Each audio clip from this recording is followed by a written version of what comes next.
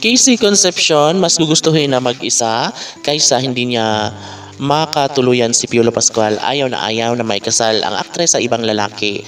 Ganun niya kamahal si Papa P.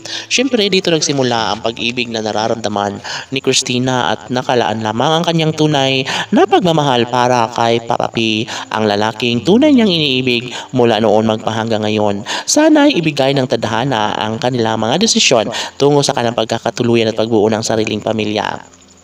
Hindi basihan sa tagal ng relasyon ang kanilang tunay na nararamdaman sa bawat panig sa pagmamahalan ni Piolo at Casey. Sabi nga ni Christina, nasadyang kampante lamang umano siya ngayon dahil alam niya na siya lamang ang one and live na pinaka-nasamasam na gustong makakapiling ni Piolo Pascual. Huwag sanang magsasawa si Piolo sa pagmamahal ni Casey Concepcion dahil sa totoo lang, ayaw na ayaw nila na tuluyang mawasak ang pagmamahalan ni Piolo at Casey.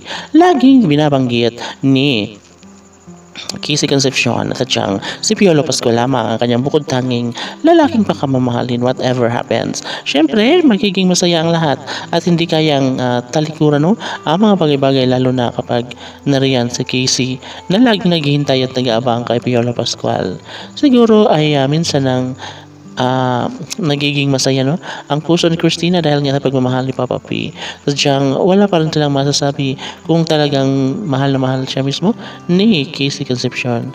Sa puntong ito ay hindi na kailangan pang ipagsisigawan ni Christina ang kanyang tunay na damdamin sapagkat alam ng taong bayan na one of these days ay maisakatuparan din ang pangarap ni Casey Concepcion na samahan hanggang sa pagtanda ang kanyang lalaking pinakaminamahal na si Piolo Pascual.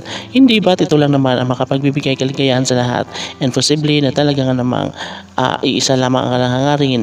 Dapat ay mag-focus na lang mula sa goal and syempre sabi nga ng netizens na hindi mawawasak ang relasyon ni Piolo at Casey dahil pinapatunayan nila ito ng maraming beses at kita nyo naman na hanggang ngayon ay kahit marami silang mga pagsubok ay nagawa pa rin ni Piolo Pascual ang pakiligin ang babaeng kanyang pinakaminamahal na si Christina. Hindi bale na wala pang kasal sa ngayon at naniniwala ang lahat na sana'y darating din sila sa mga pagkakataon na may sakatuparan din ang kasal na para kay Piolo at Casey.